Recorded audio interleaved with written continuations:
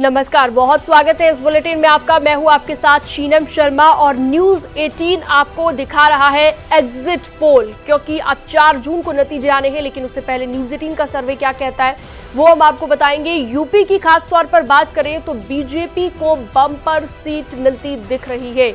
जो अनुमान जताया जा रहा है, एनडीए को 2019 से ज्यादा सीट मिलने का अनुमान जताया गया है। बीजेपी को यूपी में 68 से 71 सीट का अनुमान जताया जा रहा है।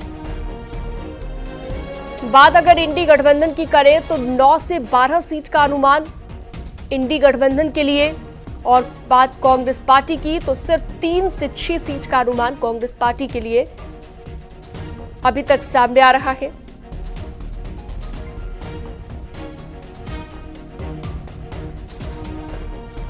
तो अपने अपने वादे और दावे हमने देखे। 80 की 80 सीटें जीतने का दावा भी भारतीय जनता पार्टी ने किया, लेकिन बम्पर सीटें मिलती हुई दिख रही हैं, जो अभी तक का आंकड़ा दिखा रहा है एग्जिट पोल का। एनडीए का आप देखिए 68 से लेकर 71 सीटें मिल सकती हैं। इंडी गठबंधन की बात करें 9 से 12 सीटों के बीच इंडी गठबंधन को मिल सकता है।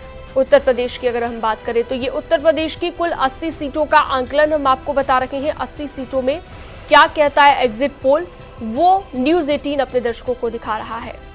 हालांकि जनता उत्साहित है कि 4 जून को जो नतीजे आएंगे उसमें क्या कुछ निकलकर सामने आता है, लेकिन ये एक जो सर्वे किया गया उस सर्वे के मुताबिक हम आपको दिखा रहे हैं।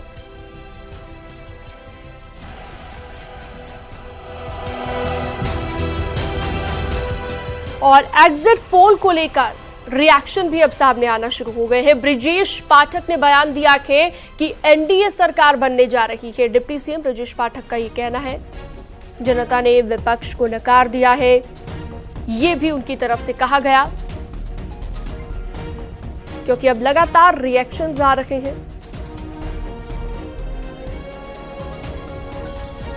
भारतीय जनता पार्टी प्रचंड बहुमत के साथ तीसरी बार माननीय मोदी जी के नेतृत्व में सरकार बनाने जा रही है और उत्तर प्रदेश में 80 के 80 सीटें राजग गठबंधन भारतीय जनता पार्टी जीतेगा और एक तरफा भारतीय जनता पार्टी चुनाव जीत रही है। माननीय मोदी जी की गरीब कल्याण योजना जन जन में पहुंची है और दूसरी तरफ समाजवादी पार्टी कांग्रेस के गठबंधन को जनता ने बुरी तरह नकार दिया है। समाजवादी पार्टी की गुंडई अराजकता चुनाव में भी खुलेआम दिखी।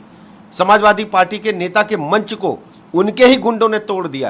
कई बार ये रैली नहीं कर पाए, मीटिंग नहीं कर पाए, इनको हाथ जोड़ करके वापस आना पड़ा और कांग्रेस भ्रष्टाचार के दलदल में डूबे हुए लोगों का समूह है। जनता ने इनको बुरी तरह से नकार दिया है। एग्जिट पोल को लेकर कांग्रेस के नेता क्या कुछ कह रहे हैं वो भी आपको सुनवाएंगे। जयराम रमेश ने क्या कहा है वो आप सुनिए। वर्तमान प्रधानमंत्री ने पहले ही ट्वीट तैयार करके रखा होगा, क्योंकि जिस व्यक्ति का 4 जून को जाना अभी तय हो गया है, उन्होंने ही ये सब साजिश रचाई है, ये एग्जिट पोल मैनेज किया है। और ये जो आंकड़े हैं और जो वास्तविक परिणाम आने वाले हैं 4 तारीख को, ये ज़मीन आसमान का फ़र्क होगा। ये सब एक मनोवैज्ञानिक खेल है हमारा हौसला कमज़ोर करने के लिए।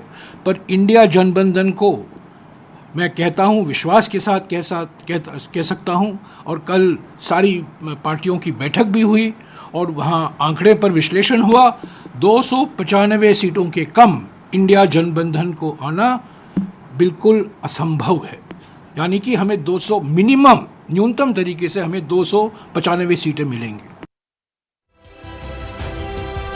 तो एग्जिट पोल के रिएक्शन हम आपको बता रहे हैं। यूपी के मंत्री असीम अरुण ने क्या कहा सुनिए। दिख रहा है, लेकिन मुझे लगता है कि हम या तो 80 पूरा कर लेंगे या 80 के बहुत ही करीब होंगे, ऐसा है। और कारण ये कि जिस प्रकार मोदी जी ने गरीबों को जोड़ने का काम किया है, नए वोट कहां से आ रहे हैं, नई सीटें आ कहां से रही हैं।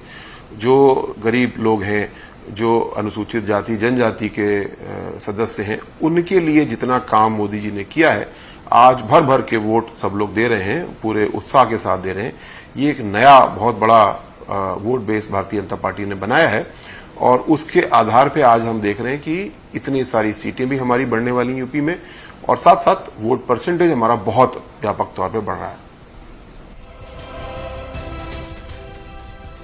एग्जिट पोल पर बीजेपी नेता जेपीएस राठौर का रिएक्शन भी सुनिए।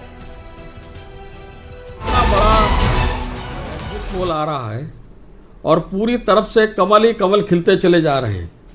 भारतीय जनता पार्टी ने जिस तरीके से अपनी रणनीति बनाई थी, उस रणनीति में हम पूरी तरीके से सफल हुए हैं।